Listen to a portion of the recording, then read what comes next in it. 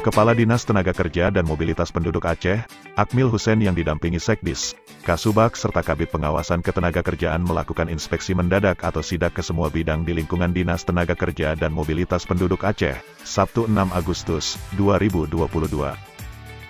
Hal ini dilakukan sehubungan dengan Surat Edaran Gubernur Aceh tanggal 29 Juni tahun 2022 tentang hari yang diliburkan setelah Idul Adha 1443 Hijriah dan tanggal 6 Agustus tahun 2022 aparatur sipil negara dan tenaga kontrak masuk kantor sebagai hari ganti yang diliburkan.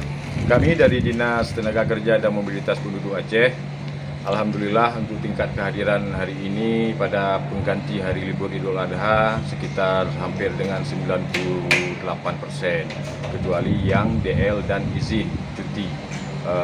Jadi seluruhnya bisa kami pastikan kehadiran penuh di seluruh bidang maupun di sekretariat. Mudah-mudahan harapan Bapak PJ Gubernur, Pak Sekda dan Bapak Asisten kami dapat melaksanakan kegiatan dan tugas pada hari ini. Instansi pemerintah yang menerapkan pola 5 hari kerja dalam seminggu memperhitungkan kembali jam kerja yang hilang akibat penambahan libur, dimaksud dan menggantinya pada hari Sabtu tanggal 23 Juli dan hari Sabtu tanggal 6 Agustus tahun 2022, masuk kantor pada pukul 8 waktu Indonesia Barat sampai pukul 16 waktu Indonesia Barat dengan menggunakan pakaian bebas dan rapi.